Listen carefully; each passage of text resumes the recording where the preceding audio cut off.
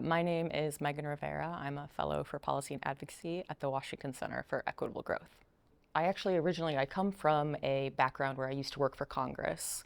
I was working around the areas of economic inequality, and I was talking to some folks, and increasingly in the labor market, it seems like technological change is really impacting the way that the labor market is existing and operating, and it's creating this really large, like yawning gap of inequality between workers that have, lives and jobs that are kind of catering to them quite well, and workers in jobs that are becoming really unpleasant.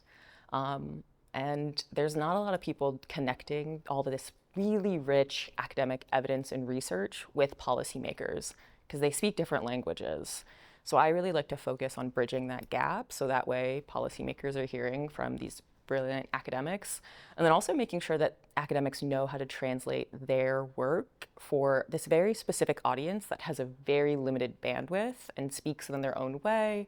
Every single government office agency has their own specific purview, and it's sometimes really hard to navigate. And I sort of act as like a translator between these different languages, and I really enjoy it. One example right now that I'm working on is just doing a write-up about all of the ways that like AI and emerging technology are currently shaping the economy that we exist in, and really level setting that some of the claims are not the most true. Well, some of them are really exciting and we should have an eye on it, but just making sure that we have a handle on what's going on, since a lot of people that work in these jobs have a lot of things going on and they understandably are not reading, like the newest cutting edge journals.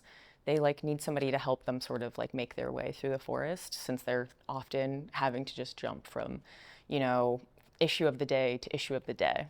Some stakeholders are getting a lot bigger say than others, which inevitably just leads to like a concentration of inequality, since it means only a few people are making decisions for everyone else.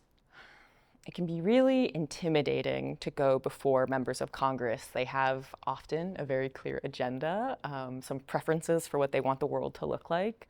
And academic evidence is one way to sort of shine a light on perhaps that it's not the way that the world actually does exist. In an ideal world, the government and policymakers would be responsive to what workers need, while also sort of accounting for what consumers might want. So one example that you might hear about is warehouse workers are being increasingly surveilled in their work. And sometimes it's leading to increased rates of injury because there is a machine telling them that they need to go faster. They have to lift these heavy boxes. They're not really accounting for like human physiology that like needs a break. It's really hard to move that fast, particularly in like a hot warehouse.